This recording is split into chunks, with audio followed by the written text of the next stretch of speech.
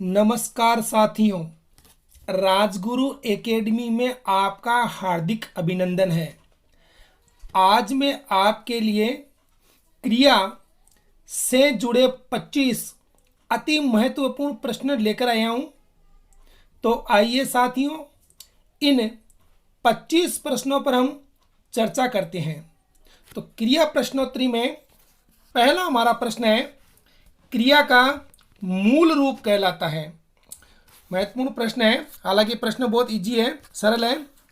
क्रिया का मूल रूप कहलाता है। तो क्रिया का मूल रूप क्या कहलाता है? क्रिया का जो मूल रूप होता है वो धातु कहलाता है। प्रश्न नंबर 1 का उत्तर रहेगा धातु। नंबर 2 प्रश्न है, धातु में ना जोड़ने पर किस व्याकरणिक कोटि का निर्माण होता है? यदि हम धातु में ना जोड़ दें तो जो व्याकरणिक कोटि बनेगी वो बनेगी सामान्य क्रिया। तो 2 नंबर प्रश्न का उत्तर हो गया सामान्य क्रिया। प्रश्न नंबर 3 है, वाक्य को पूर्ण बनाने का कार्य कौन करता है? हमारा उत्तर है संज्ञा है, सर्वनाम है, क्रिया है और विशेषण है। आप अच्छी तरीके से जानते हो कि वाक्य को पूरा करने का जो कार्य है वो क्रिया के द्वारा ही किया जाता है। वाक्य में कर्ता हो या ना हो वाक्य बनाया जा सकता है। वाक्य में कर्म हो या न हो वाक्य बनाया जा सकता है, लेकिन बिना क्रिया के किसी भी वाक्य का निर्माण नहीं हो सकता। इसलिए वाक्य को पूरा करने का जो कार्य किया जाता है वो क्रिया के द्वारा ही किया जाता है। प्रश्न नंबर 4 है, वाक्य में क्रिया किसका अंग मानी जाती है? तो वाक्य में जो क्रिया है वो विधेय का अंग मानी जाती है। अपन ये कह सकते हैं कि क्रिया ही विधेय है और विधेय ही क्रिया है, तो विधेय का जो अंग है वो क्रिया मानी जाती है। प्रश्न नंबर 5 है, काम का नाम बताने वाले शब्द को कहा जाता है? काम का जो नाम बताया जाता है उसे हम क्रिया के नाम से जानते हैं। क्रिया की परिभाषा आप शुरू से पढ़ते आए हो, किसी कार्य का करना और होना जहां पाया जाता है उसे क्रिया कहा जाता है। लेकिन ये प्रश्न परीक्षा में आया हुआ है, इसी लैंग्वेज में आया हुआ है, काम का नाम बताने वाले शब्द को कहा जाता है। इसीलिए मैंने ये प्रश्न दिया है कि काम का जो नाम बताएगा उसे हम क्रिया कहेंगे। प्रश्न नंबर 6 है, विकारी शब्दों की पहचान कीजिए। जो विकारी शब्द जो होते हैं वो 2 प्रकार के होते हैं। शब्द जो होते हैं वो 2 प्रकार के होते हैं, एक विकारी और एक अविकारी। जो विकारी शब्द हैं उसमें हमारे जो शब्द आते हैं वो आते हैं संज्ञा, सर्वनाम, क्रिया और विशेषण। अब हमारा जो ऑप्शन है वो प्रश्न नंबर 6 में ऑप्शन नंबर ये सही है, संज्ञा, सर्वनाम, क्रिया और विशेषण जो विकारी माने जाते हैं, और अविकारी में जो अव्यय है उसका नाम आता है। तो जो क्रिया है वो हमारी विकारी होती है। उसके बाद में प्रश्न है, क्रिया के सामान्यतः कितने भेद माने जाते हैं? तो क्रिया के सामान्यतः 2 भेद माने जाते हैं। ये प्रश्न भी आया हुआ है कि क्रिया के कितने भेद माने जाते हैं? 2 भेद माने जाते हैं। एक भेद माना जाता है कर्म के आधार पर और एक भेद माना जाता है प्रयोग या रचना के आधार पर। ये क्रिया के 2 भेद माने जाते हैं सामान्यतः। प्रश्न नंबर 8 है, कर्म के आधार पर क्रिया के कितने भेद माने जाते हैं? प्रश्न है, कर्म के आधार पर क्रिया के कितने भेद माने जाते हैं? तो कर्म के आधार पर क्रिया के 2 भेद माने जाते हैं। एक भेद होता है अकर्मक क्रिया और दूसरा भेद होता है सकर्मक क्रिया। अब अकर्मक क्रिया और सकर्मक क्रिया की पहचान हम किससे करेंगे? पहचान करेंगे हम क्या लगा करके और किसको लगा करके हम कर्म की पहचान करेंगे? अकर्मक क्रिया किसे कहते हैं? जिस क्रिया के साथ कर्म उपस्थित नहीं हो अकर्मक क्रिया कहलाती है। जैसे हमने उदाहरण लिया, रमेश सो रहा है। अपन इसका प्रश्न बनाएंगे तो क्या लगा करके हम इसका प्रश्न नहीं बना सकते। तो इसका प्रश्न जब क्या बना करके हम बना ही नहीं सकते तो इसका कोई उत्तर नहीं मिलेगा। इस वाक्य में अकर्मक क्रिया होगी। दूसरा हम एक उदाहरण लेते हैं, सकर्मक क्रिया, यानी क्रिया के साथ जो कर्म है निश्चित रूप से उपस्थित रहेगा। जैसे उदाहरण लेते हैं, रमेश पत्र लिखता है। इसका हम प्रश्न बना सकते हैं, रमेश क्या लिखता है? उत्तर मिलेगा रमेश पत्र लिखता है। तो जो पत्र है वो हमारा कर्म है। इसके बाद में प्रश्न नंबर 9 है, किस वाक्य में अकर्मक क्रिया है? अभी हमने पता किया था कि कर्म की पहचान क्या लगा करके करनी चाहिए।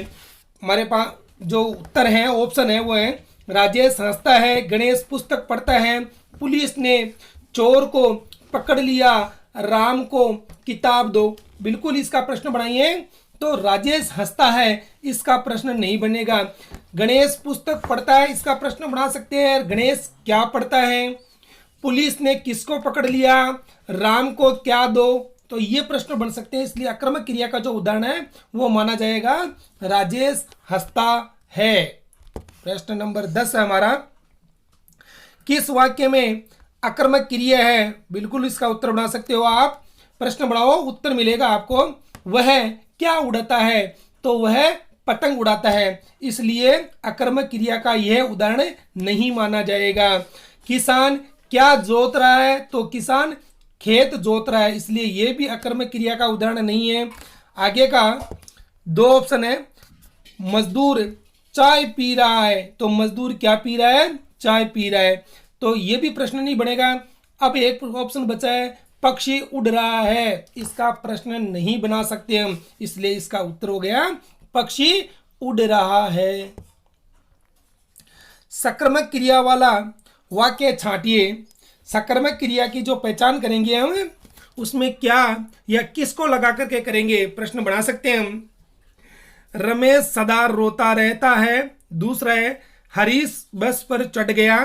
तीसरा है गोविंद छत से गिर पड़ा, कृष्ण ने केले खरीदे। तो रमेश सदा सोता रहता है, हरीश बस पर चढ़ गया, गोविंद छत से गिर पड़ा। इनमें से किसी से क्या लगा करके हम प्रश्न नहीं बना सकते, लेकिन यह प्रश्न बना सकते हम, कृष्ण ने क्या खरीदे? तो कृष्ण ने केले खरीदे। ये उत्तर मिलेगा, ये हमारा कर्म हो गया। प्रश्न नंबर 12 है, किस वाक्य में सकर्मक क्रिया नहीं है? तो देखो, बच्चे क्या देख रहे हैं? तो बच्चे फिल्म देख रहे हैं। रवि क्या पी रहा है? रवि दूध पी रहा है। राम ने क्या खरीदी? राम ने कार खरीदी। मोर नाचता है। यह अकर्मक क्रिया का उदाहरण है। इसका प्रश्न हमें क्या लगा करके नहीं बना सकते। प्रश्न नंबर 13 है, मैंने पुस्तक पढ़ ली। वाक्य किस क्रिया का है? उत्तर है अकर्मक क्रिया, संयुक्त क्रिया, प्रेरणार्थक क्रिया और पूर्वकालिक क्रिया। मैंने पुस्तक पढ़ ली तो यह सकर्मक क्रिया का उत्तर माना जाएगा। क्यों?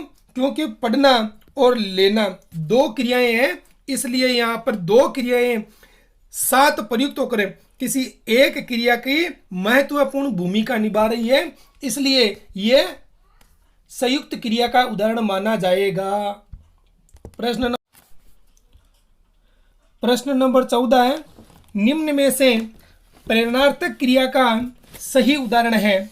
तो जो प्रेरणार्थक क्रिया वह क्रिया होती है जहां कर्ता स्वयं कार्य न करके किसी अन्य को प्रेरणा देकर के कार्य करवाता है। हमारे सामने ऑप्शन है, वह छत से कूद पड़ा। तो कूदने का काम वो स्वयं कर रहा है। तो कूदने का काम वो स्वयं कर रहा है। माताजी ने खाना बना लिया। तो खाना बनाने का काम माताजी के द्वारा किया जा रहा है। गोविंद ने राम को जगवाया, इसका मतलब ये हो गया कि राम को जगाने का कार्य गोविंद नहीं कर रहा है बल्कि किसी और से करवा रहा है। तो हमारा उत्तर ये हो जाएगा। इसके बाद में राकेश नाटक देखने गया, तो नाटक देखने का काम राकेश के द्वारा किया जा रहा है। यहाँ प्रेरणार्थक क्रिया इसमें नहीं है, इसमें नहीं है और इसमें नहीं है, तो हमारा सही उत्तर हो जाएगा गोविंद ने राम को जगवाया। नेक्स्ट प्रश्न है, प्रश्न नंबर 15 है, रमा ने राधा से पत्र लिखवाया। तो वही बात आ गई हमारी, रमा ने राधा से पत्र लिखवाया। इसका मतलब ये हो गया कि रमा ने खुद ने पत्र नहीं लिखा है बल्कि राधा से पत्र लिखवाया है। तो हमारी क्रिया हो जाएगी प्रेरणार्थक क्रिया। रमा ने राधा को प्रेरणा दी है पत्र लिखने के लिए। प्रश्न नंबर 16, समस्त प्रेरणार्थक क्रियाएं मानी जाती है। अच्छा प्रश्न है, समस्त प्रेरणार्थक क्रियाएं सक्रमक मानी जाती है। प्रश्न नंबर 17 है, जिस सक्रमक क्रिया के साथ एक से अधिक कर्म उपस्थित हो वहां कौन सी क्रिया मानी जाती है। तो एक से अधिक कर्म यदि उपस्थित होंगे तो वह विकर्म क्रिया मानी जाएगी। प्रश्न नंबर 18 है, राम ने श्याम को पुस्तक दी, वाक्य में किस क्रिया का उदाहरण माना जाएगा। तो राम ने श्याम को पुस्तक दी, बिल्कुल आप प्रश्न बना सकते हो कि राम ने श्याम को क्या दी। तो राम ने श्याम को पुस्तक दी, एक तो कर्म ये हो गया। राम ने किसको पुस्तक दी, तो श्याम को पुस्तक दी। तो हमारा दूसरा जो कर्म है वह ये हो जाएगा। यह जो प्रथम कर्म है यह माना जाएगा प्रत्यक्ष कर्म, और ये जो दूसरा कर्म है ये माना जाएगा हमारा गौण कर्म। अब एक से अधिक कर्म हो गए तो द्विकर्म क्रिया हो गई। 18 नंबर के बाद में 19 नंबर प्रश्न है, निम्न में से तात्कालिक क्रिया का उदाहरण माना जाएगा। तो हमारे सामने उत्तर है, बालक पढ़कर सो गया, बालक चलते चलते गिर पड़ा, सीता बहुत बतियाती है, भारत ने अनेक लड़ाइयां लड़ी। तात्कालिक क्रिया वह क्रिया होती है जहां एक कार्य समाप्त नहीं हो और उसी कार्य के साथ दूसरी क्रिया प्रारंभ हो जाए, वहां तात्कालिक क्रिया मानी जाती है। तो देखिए हमारा ये ऑप्शन है, उसमें है बालक पढ़कर सो गया, यानी बालक ने पढ़ने का काम पूरा कर लिया है।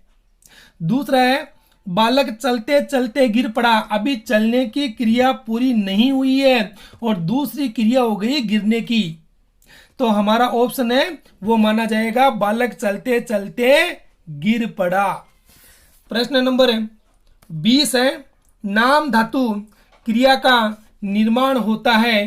तो नाम धातु क्रिया का जो निर्माण होता है वो संज्ञा से, सर्वनाम से और विशेषण से होता है। तो संज्ञा, सर्वनाम और विशेषण, ये रहा हमारा ऑप्शन। 20 नंबर के बाद में प्रश्न नंबर 21 है, बात से कौन सी नाम धातु क्रिया बनेगी। तो बात से बतियाना नाम धातु क्रिया बनेगी। बात एक संज्ञा है और यह संज्ञा से बनी हुई नाम धातु क्रिया है। प्रश्न नंबर 22 है, नाम धातु क्रिया का उदाहरण है। नाम धातु क्रिया का उदाहरण है, तुमने मेरी बात जुटला दी, बालक नहाकर स्कूल गया, कविता सविता से पत्र लिखवाती है, मेरे घर से निकलते ही बारिश शुरू हो गई। तो नाम धातु क्रिया का जो निर्माण होता है वो संज्ञा से, सर्वनाम से और विशेषण से होता है। तो हमारा उत्तर रहेगा तुमने मेरी बात जुटला दी। ये जो जुटलाना क्रिया है वो झूठ नामक संज्ञा से बनी है।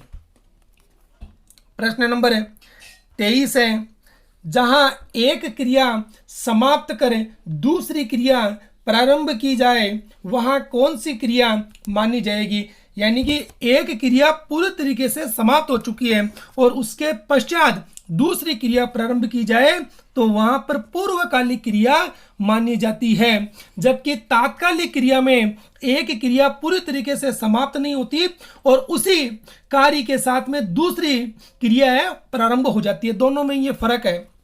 तो पूर्वकालिक क्रिया में एक क्रिया पूरी तरीके से समाप्त हो जाएगी, तत्पश्चात दूसरी क्रिया प्रारंभ होगी। देखो 24 नंबर प्रश्न है, वह खाना खाकर सो गया। वाक्य में कौन सी क्रिया है? तो खाना खाने का काम वो पूरा कर रहा है, तत्पश्चात वो सोने का काम कर रहा है। यानी कि एक क्रिया पूरी तरीके से क्या हो गई है? समाप्त हो गई है। उसके बाद में दूसरी क्रिया प्रारंभ हुई है। तो हमारे ऑप्शन है सजातीय क्रिया, पूर्वकालिक क्रिया, संयुक्त क्रिया या अनुकरणात्मक क्रिया। तो हमारा जो ऑप्शन है वो रहेगा पूर्वकालिक क्रिया। उसके बाद में पूर्वकालिक क्रिया की एक महत्वपूर्ण बात रहेगी कि पूर्वकालिक क्रिया में जो कर है वो लगा रहेगा। थोड़ा सा ये ध्यान रखना, जैसे खाना खाकर तो कर लगा रहेगा। इससे हम पहचान कर सकते हैं कि पूर्वकालिक क्रिया ये होगी। प्रश्न नंबर 25 है, पूर्वकालिक क्रिया का उदाहरण कौन सा है? बिल्कुल अभी हमने बात करी थी कि पूर्वकालिक क्रिया में एक क्रिया पूरी तरीके से संपन्न होगी, दूसरी क्रिया उसके बाद में प्रारंभ होगी और प्रथम क्रिया के साथ में कर जो है प्रत्यय वो लगा रहेगा। तो हम पढ़ते हैं, महादेव पढ़कर सोने चला गया, दिनेश लड़कों को पढ़ाता है, चोर भाग गया, राम बैठा है। तो हमारा उत्तर हो जाएगा महादेव पढ़कर सोने चला गया। यदि मेरे द्वारा किया गया प्रयास आपको अच्छा लगता है तो वीडियो को आप अंत तक देखें। राजगुरु एकेडमी यूट्यूब चैनल को आप सब्सक्राइब और शेयर अवश्य करें। अपने ज्ञान में वृद्धि करें। अपने विचार कमेंट्स बॉक्स में अवश्य लिखें ताकि मुझे हौसला मिलता रहे। मैं आगे भी ऐसे ज्ञानवर्धक वीडियो और ऐसे प्रश्नोत्तरी लेकर के आता रहूँगा। वीडियो देखने के लिए धन्यवाद।